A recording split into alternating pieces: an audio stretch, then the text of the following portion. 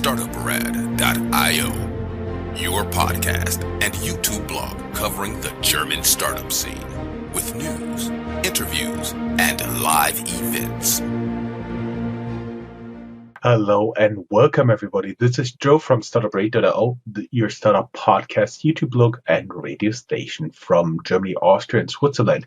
Today we're taking up our European binoculars and looking at the whole European startup landscape in another installation of the European Startup House together with Thomas from Munich. Hey, how you doing? Very good. Thank you for having me. Totally my pleasure. He just had to go over to his colleagues and tell them to turn off the PlayStation and we don't have any background noise. And therefore, I would like to welcome you to the podcast for decision makers and researchers in the European startup landscape. We are, I do believe, the only podcast that really takes a bird's eye view on a regular basis on the European startup scene. Thomas, now that you had something like 10 espressos here, can you give us a little introduction what we will be talking about today? Yes, thank you for having me again. We will be diving into a particular topic today. We're looking at academic spin-offs. And especially in Europe, this has been a topic that has been more and more in the focus of debate. Of course, since ever, spin-offs are a backbone of technological startups. We do see a lot of startups coming from universities, from research organizations since the early days already.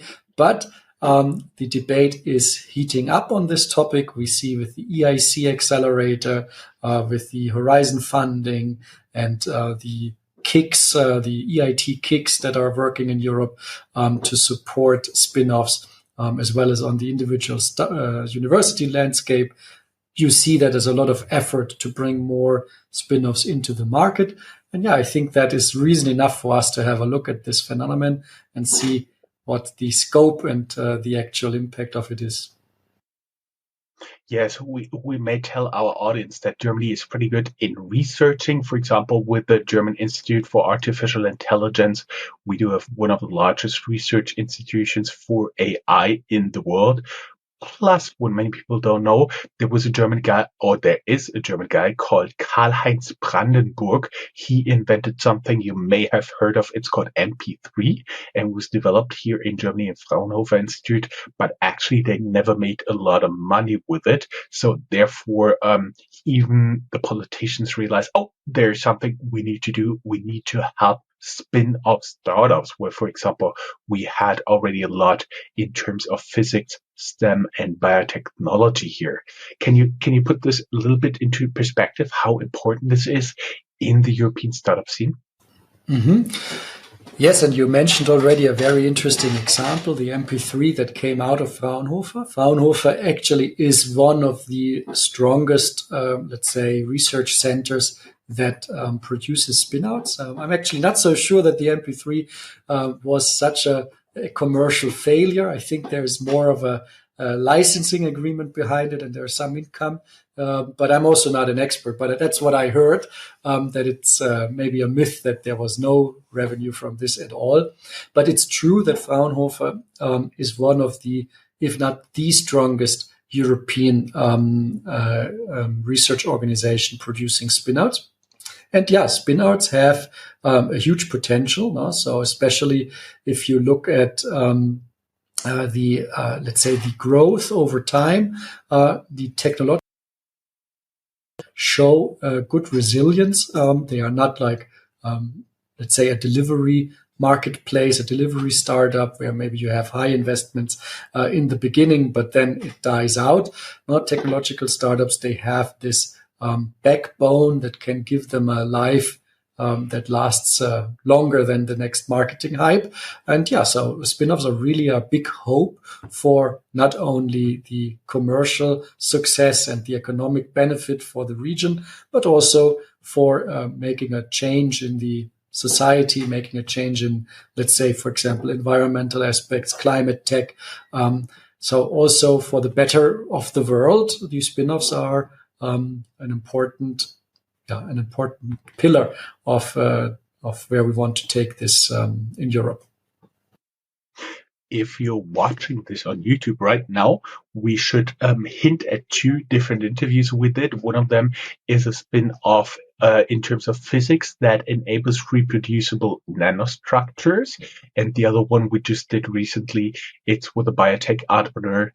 She is regularly a professor at the university, but spun off a biotech startup where she hopes to help a lot of patients with blood cancer in order to help to get more people to transplantation and have no or very mild effects of the transplantation and accepting of the foreign body tissues. That is, for example, two like very deep technology topics that we've talked about in the past. Thomas, I'll hand over to you after some trivia from my side. Very good. No, and it's exciting always to look at the various companies that are using like technology that was developed in research and academia. I mean, one of the most famous ones that we've been all witnessing in the past years was BioNTech.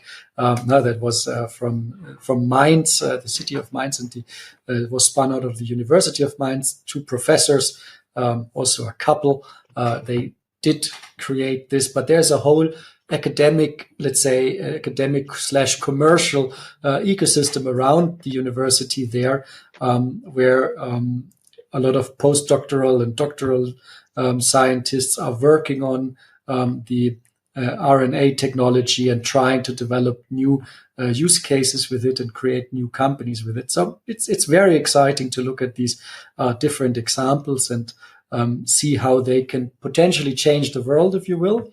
But of course, there's also a higher risk in spin-outs than in let's say, in an internet startup. You see now here my screen. And so what we want to do today is we want to explore the academic spin-off landscape in Europe. And first of all, what are we talking about? There's two definitions that we just want to quickly look at. There's the spin-offs that are an independent company created through the sale of a parent company's business or division shares. So it would be a spin-off from a company versus an academic spin-off, which would be formed out of the commercialization of research outcomes, for example, by giving a patent to the company or a license to the patent or similar. So we are now focusing on the academic spin-offs. Now there's, of course, a lot of spin-offs from the corporate world, but they are usually less important, let's say, when we speak about startups, because they already start with more capital and more market access from day one. So the academic spin-offs is what we're interested in. There is some data on it. It's not the easiest, I would say, to map out the development of spin-offs in the world. But here there's a source, a report that's called Global University Venturing, that gives us a global perspective and also breaks it down by country. So you see here that the US in yellow over the years has been the biggest contributor to the global spin-off market. And you see also a big surge of this in the years 2020-21. And in 2022, it still was above the 2020 level and pre-COVID levels. Mm-hmm. The most famous non-academic spin-off that I could think of was, for example, Expedia, which was actually founded as a division of Microsoft back in 1996. Oh, that's interesting. I didn't know that. Okay. Very nice, very nice. This way around, it works also at Microsoft. Microsoft buys a lot of startup companies, but sometimes there's also a spin-out maybe. I think they also had like a nice spin-out in the gaming sector with gaming computers. I think that was also a spin-out. I forgot the name now. But yeah, sometimes that works as well. Great. I mean, you see also here the importance of the UK and also Germany popping up quite dominantly in this statistic. It's, I think, together with Switzerland, is one of the places that is highlighted here. Not at all at the level of the US, but also these comparisons are always a bit unfair. Now, if you compare US to Germany, probably you should be comparing Europe the EU versus the US, that would be a bit fairer. But still, even if you compare now, if put together the rest of the world with Germany, you would not reach the level of the US in terms of the investments that spin-offs received. Mm-hmm. But very interesting, the surge and the increase of spin-off funding over the last years. As I said, there is a shift. If you remember maybe 10 years ago when someone proposed a hardware startup, basically investors would not react, would not be interested to that at all, right? It's a new phenomenon that hardware and high tech are now in the eyes of the investors are an opportunity. Has to do with a shift in the public investment as well, I think. Maybe it's also since NVIDIA has shown how important hardware can be to have the right hardware.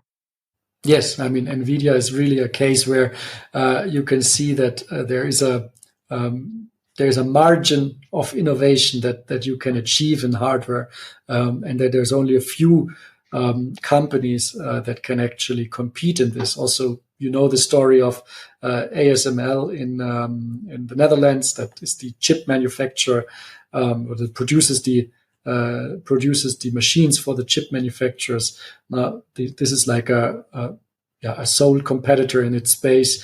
Almost no other company can compete with them.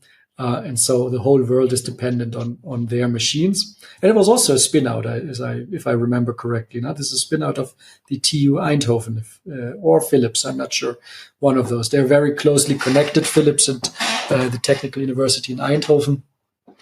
And when ASML was founded, it came out of this complex. Mm-hmm. And we're now talking about the academic spin-off worldwide by category. And you have here a very nice chart. Everybody who's listening to this, go down here in the show notes. There is a link to the show notes, and they will have a link to the report. But health and tech make up around 77% across the world. Do you have, like, even if not valid data, like rule of thumb, how much this may make up in Europe? You mean how much funding, or? My understanding is what we're seeing here is just a count of the companies by sector. And do you have an idea what the business mix would look like if you look straight at European institutions? Would you guesstimate it's about the same? Yes, it's hard to get this data now on all levels. So we do not have now a breakdown in the analysis on a European level, but we have here a worldwide. We can assume that this would be similar. What is very, let's say, striking is the strong health aspect. Health is really a sector in which we see a lot of spin-offs. And then you have hardware with 34%, and you have 23% materials. So this is really a large part falls into these sectors. And I mean, you don't even see any other sectors in this analysis. So it's quite striking that the spin-offs are operating in let's say, classical technology sectors, mostly health and hardware. And you would not see a spin-off, for example, in software, because there is no IP behind, no patent behind. So it would not be categorized as a classical spin-off where you have the transfer of technology inscribed in a patent, for example. Mm-hmm. Yes, here we look at Europe and how the debate has changed. This is the news mentions of the word spin-off or similar words in the European debate. So we always like to approach topics by their attention and interest. And you can see that in 2020, 21, 22, it was not so popular, or was not so many articles discussing spin-offs. As we saw, it is mainly the health sector, it is mainly the hardware sector, and that was maybe not the focus of the startup scene. And only in 2022, this started to change, and there was a drastic increase of attention to the topic. And you see that coincides also with the revamping of the EIC accelerator that definitely has set itself that goal to support the spin-offs and their market entry. In Germany, for example, the Unternehmertum is one of the entrepreneurship centers based at a university, the Technical University in Munich, where it's supporting also spin-offs. And this is a model that Germany tries to replicate in 10 more universities, so-called startup factories. So these are developments that are now taking shape. And basically all policy debate points into the direction that deep tech really is a solution to many problems. Competitiveness of the continent, climate change, these challenges that could also be solved technologically. A lot of policy debate is pointing in that direction. And so the hopes are high. And of course, everybody who'd like to learn more about Unternehmertum, go down here in the show notes. There's a link to our interview with them. Very good. Very good. Actually, if we go on to the next slide, I also do have some advertisement. For example, I just scanned through it. It's a big screenshot with a lot of different names, and just scanning through it, I found a CO2 BioClean where we already had an interview with them as one of the examples of the spin-off. So we also take some examples from there who do have a really interesting solution to turn CO2 into replacements for plastic, for example. Mm-hmm. Yes, so this is a screenshot, really just a partial screenshot of the 526 companies that the EIC accelerator has supported. So the EIC fund, to be correct, now there's the EIC accelerator as one of the forms, and the EIC fund has several different possibilities to support startups through loans and investments. And you can see that they have been active at least until June 23, where the last, I think this is the last big round that was announced. You see sorted by different funding dates here, the portfolio the EIC fund has invested with the mission to support more spin-outs. So I can only assume that all of these are spin-outs. I haven't looked through all of them individually, but since the tech transfer of the EIC accelerator has a focus on tech transfer, most of them probably are spin-outs. Yes, my understanding is not necessarily every time the complete university is involved with a stake, but it's basically people doing the research, getting out and really applying it. Yes. So yes, I mean, spin-outs have this. If it's a spin-out, the university needs to be involved because the university has an ownership of the IP in some sort. Otherwise, it wouldn't be technically a spin-out. So in this.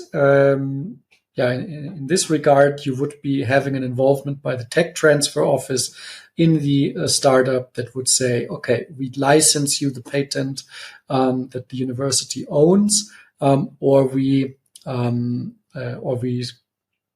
sell you the patent, and this can be done in exchange for equity. This is a new development, really, as well. So if you look at how this was done in Europe over history, it was very different. In most European countries, you would have had a situation where the ownership of IP was directly with the professor previously, so the university had no say in it. If a professor was developing a new invention, a new technology, it would be their own property, and if they did something with it or not was their own business. That was changed by a couple of regulations that were taken into effect in all the European countries by now. So in most of them, the ownership structure of IP is now with the university. So the university itself owns the inventions of their professors, like an employee would not own the IP of an invention, they make it work. It's the same at a university. And this way, the universities really work on tech transfer, and they have opened these tech transfer offices that support the commercialization of this IP. It has an advantage. No? So the advantage is that more IP is being commercialized. There's more attempts, and there's a wider group of people at the university who could think about commercializing this IP that the university owns. Before, it was really the question if the professor wants it or not, and more often the decision was not. No? So that's why spin-offs really increase if the ownership is at the university level. That's at least what we see in the cases where this was done. For example, Cambridge is, I think, the role model for the European universities. They have changed this in the, I think, in the 80s, and since then have seen like a surge of spin-outs of the Cambridge University. Mm-hmm. I see. And from all the data I've been reading, also ETH, Eidgenössische Technische Hochschule, is a Swiss technical university. They are also doing pretty well. Yes.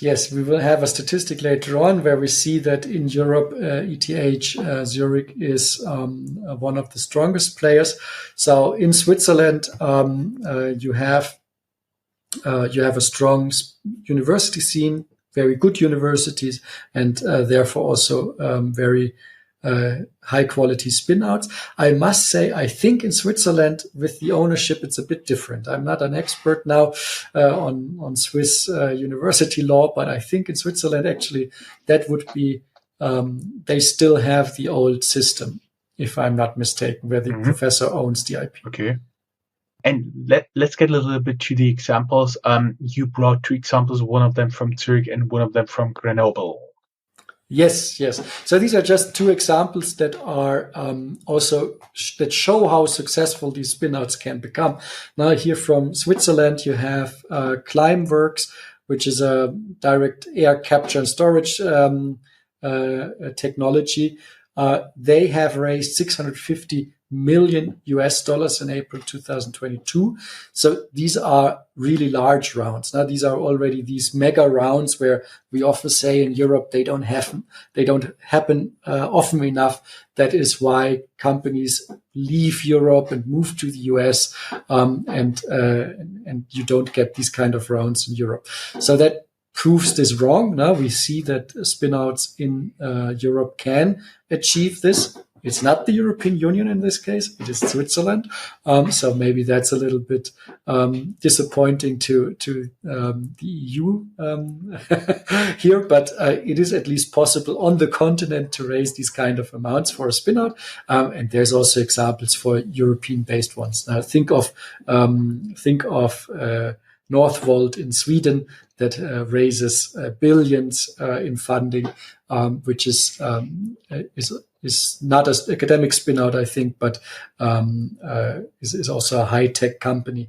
So we do see these kind of rounds happening in Europe, and also probably in deep tech you have a bit of a location advantage because once the infrastructure for the technology has been created, be it the laboratories in the health sector, biotech sector, or be it the factories in the energies space, then you cannot move that easily anymore. So there's a bit of a lock-in effect.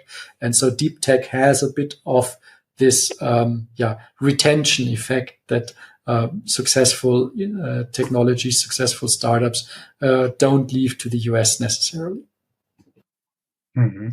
I see. So basically, you first have to be successful with one very good startup, and then you basically build kind of a launch pad for other startups to take off there as well.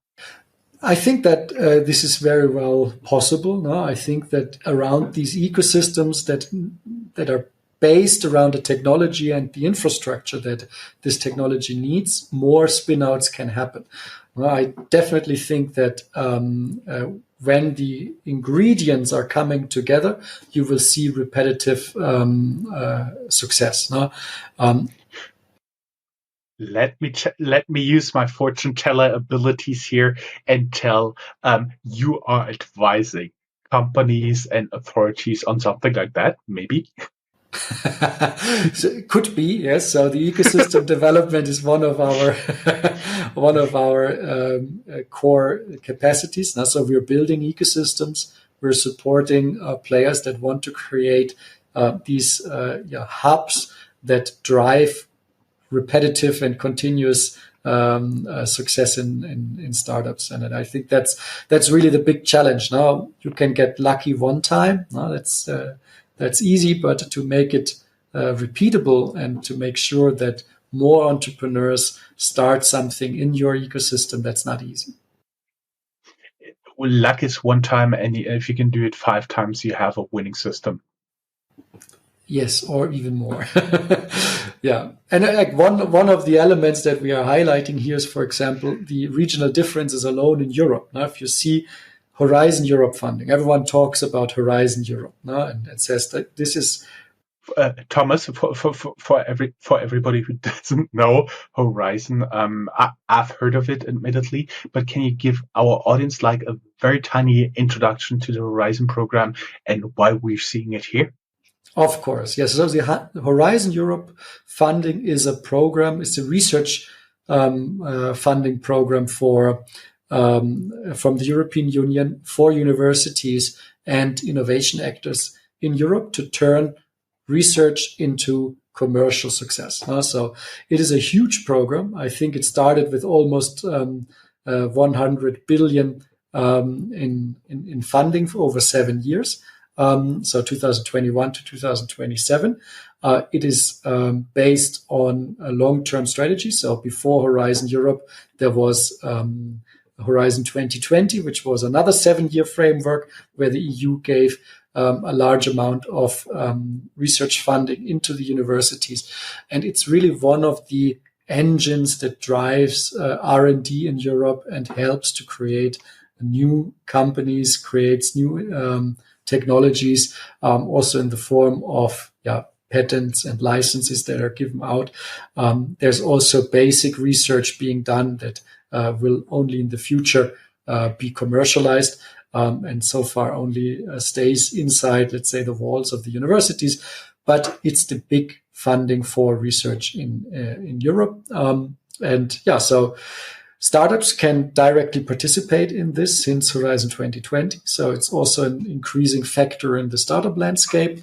And a lot of universities are using this funding to develop ecosystems around their campus for more startup and innovation from their university. What actually surprised me that Paris is leading charge here. Europe, yes, Munich, of course, it is there. Paris was a little bit a surprise, as well as the next ones, Barcelona, Madrid, and Brussels. We always do have Amsterdam on the screen. We always do have Berlin as big startup hubs there. But Paris, apparently, they're doing a little bit something different here. Yes, this is very, very interesting. And I must say that you don't see this analysis often. I think it's overlooked that there is a competition for research funding as well. And especially with the innovation focus now with startups and so on, you need to be well positioned and you need to know how to tap into these resources. And there's a huge difference between the regions. And with this statistic here, you can see it with a blink of your eye. Now you see that there is cities that receive 1.4 billion, Paris, and then there are cities that receive here in the top 10 only 400 million. And then there's, of course, cities that don't have access to these funds at all today. They might be having only 10 million. And since this is funding by Europe for the European constituents, it's fair. It's fair. So the competition is fair. You can apply and win it. But apparently some cities specialize, some actors in these cities. It's not the city, it's not the municipality applying. It is the universities in this place. It is the startups in this place, etc. But definitely you see a regional competition. And that doesn't have to be that unbalanced, I would say. I find it shocking, to be honest. if I condense this a little bit, that means there are a handful of actors in each of those cities, usually advisors, consultants who help and specialize in helping to file those applications, and basically they are more successful than others. Yes, you have consultants there, but I think that it's mainly the institutions that are well positioned to capture these fundings. So universities have people working there that would write these applications, support startups to write these applications. Regions would have like support organizations that would support you. It's not only commercial consultants that would be winning those grants. No, it's mostly the institutions that open up these opportunities for their startups, for their researchers. And some are doing a better job here and others are falling behind. And since this is, I think, also an objective by the European Union to have this equally spread, I think this is a huge problem, that it's not that equal. And you also brought us an analysis from academic research into practical application, where you have a little bit the most successful institutions who are doing this as of the time of the data. And I'm not sure when it is, but usually if you have that kind of aggregation of data, it's usually 1 or 2 years old. And it appears that ETH Zurich and the Free University and the Technical University of Berlin are very successful there. Mm-hmm. I mean, the Swiss universities, if they applied for Horizon funding, it was before Switzerland stepped out of Horizon. At the moment, Switzerland is not part. The UK re-entered into it. So these data that we are looking at is the funding that started 2021 until today. This is pretty recent, so this funding would be until the end of 2023 probably, and you would not see the UK and Switzerland being on top here because they both were excluded from Horizon funding in the last year. Now UK is back, so I would expect the UK cities and universities to increase in the ranking again in the traditional, let's say, data, the historical data from Horizon 2020, when the UK was still part of it. They had top spots as well. Now they were out. They missed out on this opportunity. But there's also the JTH, Royal Institute of Technology, in there. I haven't heard of them before. Can you elaborate a little bit on them? Yes. So here this is not looking at the funding now. This is now looking at the spin-offs. And you see that the European institutions that have the most spin-offs, we have looked at 2 different sources here because getting data is tricky. Is very tricky. So one source is Dealflow. Dealflow is a collaboration between Dealroom and the European Commission, where they track all of the public funding that went through Horizon and other means into university-based innovations. Might be spin-outs or licensed, etc. And they count, when you look at the institutions there, so they count most of the supported innovations by an individual institution in Zurich. And then followed by the Royal Institute of Technology, JTH, which is in the UK. And I assume I'm also not an expert, I must apologize. I don't know exactly how it is set up, but I would assume this is also one of the overarching national research institutes like we have in Germany, the Fraunhofer or the Helmholtz or Leibniz Institute. So Max Planck, maybe that's very famous internationally. So I would assume that this is a similar setup. It's followed by the Free University of Berlin and the Technical University of Berlin, which I would say this is an interesting data set, but I assume there is a mismatch in terms of different funding sources that might also come from national sources, and where more spin-outs might be produced than this graph on the left shows, because this is based on the European funding. On the right side, we reference a study that Fraunhofer did themselves, where they compared European national research organizations with the US system. And they did a review of spin-outs they could identify. And they looked at the numbers 2017 to 2019, so probably a smaller cut. And here you see that especially these German PROs, they are called here, research organizations. I think that I forgot what the P, maybe public research organizations, stands for. And you see that, for example, Fraunhofer is the individual research organization that is ranked highest in Germany with 81 spin-outs. And I'm not sure, but I think CNRS, is that a French one? I'm not 100% sure, but I think that could be a French system. And then the University of California system ranks 287, ranks first with 287 spin-outs. So you see a bit the magnitude, and this would not show on the left now, because it is a bit of a different perspective, different data collection. So both are probably to be taken with a grain of salt. Mm-hmm. I see. Plus, you are also talking about Death Valley, also the so-called Valley of Death, with us in those spin-offs, because they not all survive, and there's a very tricky phase in there growing up. Yes, so I mean, you can imagine how deep tech and deep tech startups and high tech from research, they have an even higher risk of failing than the, let's say, usual internet startup, SaaS startup, if you will.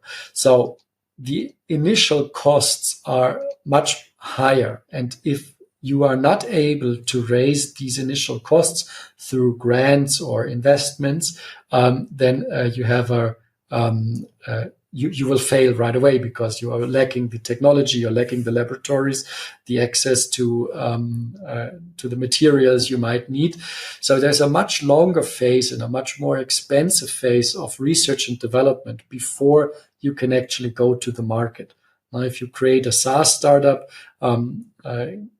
basically you could create the software within a very short time. And with the right investment, you just need the personal cost of the developers.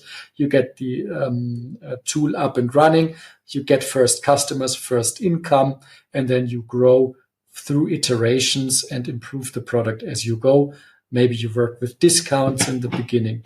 Now you make it, but you go to the market and there's money coming in also from revenue. While on the research and development side, you don't have that option. Now you have not this avenue of going out with a smaller version of your product. Basically, a less ready technology is more difficult to bring to the market. So you need to be able to finalize the research and development and bring it to the market once it's ready. And for this long period, you need the funding, and you will not get the funding all at once. You will have to repeatedly go for fundraising as well. And that's why also midway you can fail. You might have achieved half of your progress, and then you don't find any follow-on funding because you transition maybe from grants towards venture capital, and that doesn't work out. There can be many, many issues that can prevent you from succeeding. Mm-hmm. Mm-hmm. I see. And especially the phase where you spin out before you really achieve commercialization, before you really could sell your product. That's the very important part, because then it is too commercial for the university and too risky for the VCs. How do the startups usually fund themselves during that time? To saving from the entrepreneur? I think that is, again, an avenue that's not so available. No? So because the costs are too high, you cannot go through a route of family, friends, and fools. now it's too expensive to fund it yourself.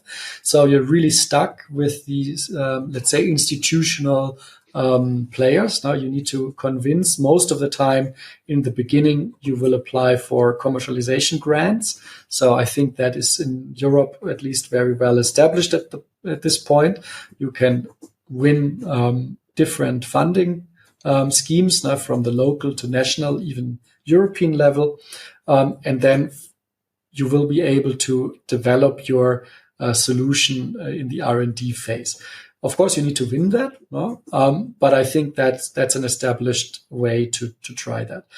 After that, you have the transition to the real market, if you will. No? So you develop something in R&D, and then the transfer to commercially oriented VCs might be tricky, because if you have not adopted their mindset beforehand, you might have a bit of a culture shock.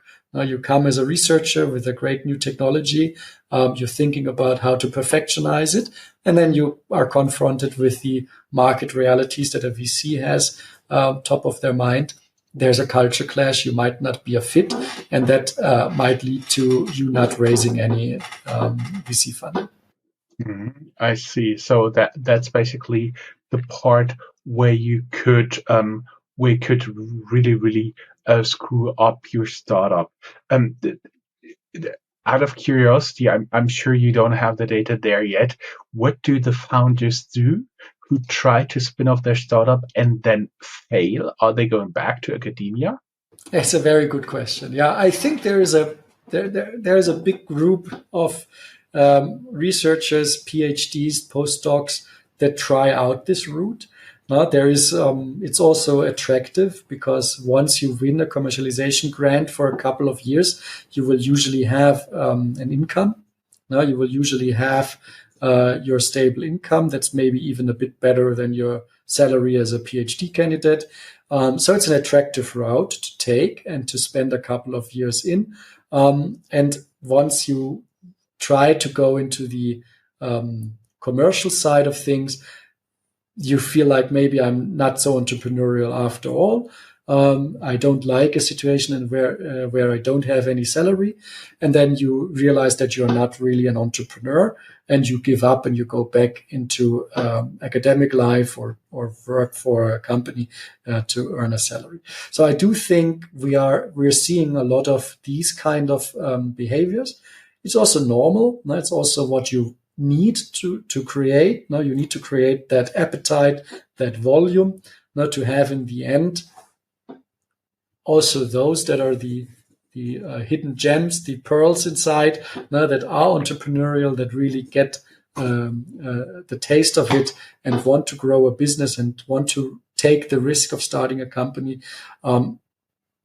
Those are the ones that you actually want now as a society, but you will have a lot of them that are, let's say, just, testing the waters, playing around, learning about the opportunity, and maybe realizing it's not for them. Now, I just wanted to say those that are entrepreneurs, I would say after you tried once, probably you would be looking for another opportunity, either joining another startup or trying again with something else.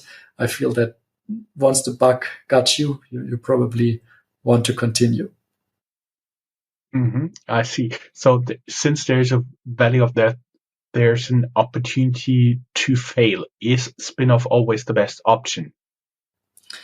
Yes, that's a good question as well. So it's not the only option. So commercialization of technology can take different forms. So the tech transfer offices have traditionally different services under their portfolio. So they can, if you're a researcher, you have an invention and you go to your university's tech transfer office, they would explain you different options and would say, yes, if you want to commercialize this, you can go for licensing. You can go for maybe just selling it as a consultancy, as knowledge transfer. Communication could be also something that you go for, just trying to let the world know that this is there, this technology is there, and that people can build something new based on it. So there's different options of bringing technology out there in the world. And a lot of universities really see that academic mission as more important than the commercial mission. So while they own the IP, not every university feels an obligation to earn money with the IP.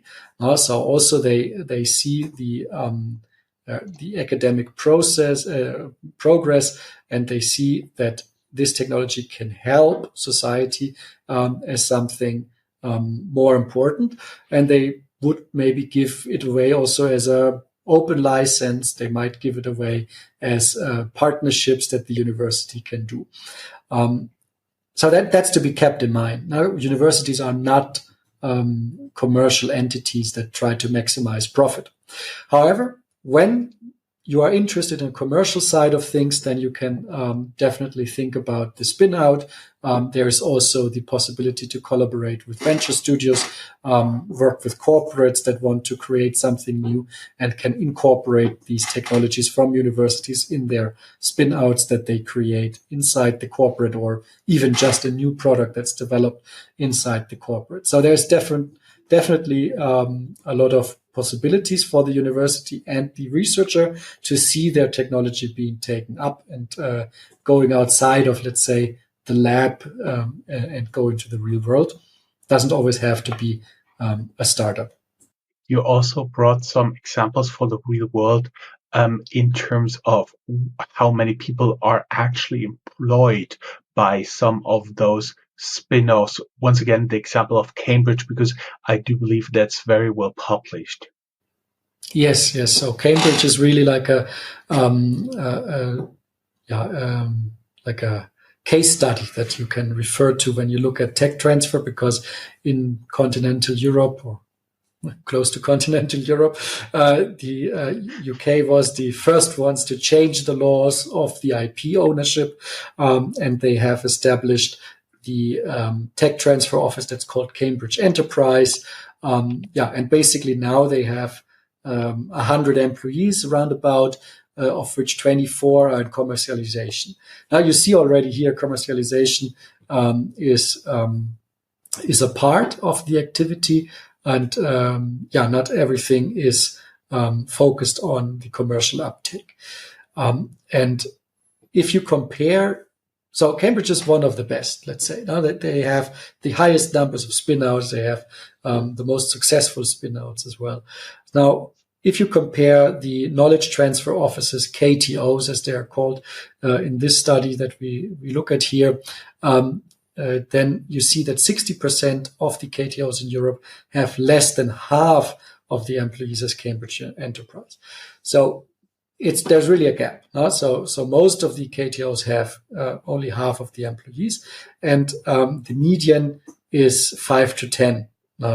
Median number of employees in the tech transfer offices is 5 to 10. Now, so we definitely see there is a gap, not just by how well equipped tech transfer offices are, and then they can of course not support as many spin outs and as many processes as they can in Cambridge. Question is a bit how serious we take tech transfer. Now, if we say we have a team with 5 people at a university, do we take it serious? Do we really think that's something that the university is actively pursuing? No? Yeah, so I was wondering if it makes sense to have at first do everything with a small team of people and have 1 or 2 successful spin-offs that then will lead you to get more people into this department, or likely, as Cambridge did it, slowly grow over time and get more people with more knowledge. Not really sure if it would help a university to just hire 100 employees and say, you're now going to do spin-offs. Yeah, well, you probably need to hire the people that can build up such a entrepreneurship center or KTO effectively. So it's not that these are unknown concepts or processes. It's really a bit the speed of the adoption to this concept. Do I accept this as a role of my university? Do I see my university being responsible for tech transfer? Or do I feel like we should stay in the scientific space and I don't want tech transfer? And I guess often this conflict that is a real conflict in the universities remains unresolved, and you get these, sorry for my French, half-assed approaches where you have like a small tech transfer team that is not equipped and is not ready to really support spin outs, but are doing something and are probably very nice people with a lot of passion and personal effort, but they cannot change the realities of the infrastructure and the realities of the university if they are not supported with the right strategy. I see. Because we had to do a restart for several reasons, and we have a few pieces that we need to cut out. So we're recording for almost 55 minutes. We're actually a little bit over our original meeting schedule. Do you have any final closing words where people can learn more and reach out to you guys? Yes, we made it to the last slide, actually. So, I would say if you're interested in the topic, connect with us via deepecosystems.com or the Startup Heatmap, where you see our publications. And feel free to reach out. We are talking a lot about spinouts and the development of the university-based ecosystems in Europe. So definitely join the conversation and connect with us. Mm-hmm. Great. Thomas, looking forward to do the next recording with you. Thank you very much, and see you soon.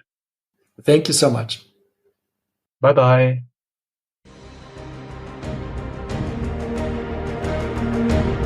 That's all, folks. Find more news, streams, events, and interviews at www.startuprad.io. Remember, sharing is caring.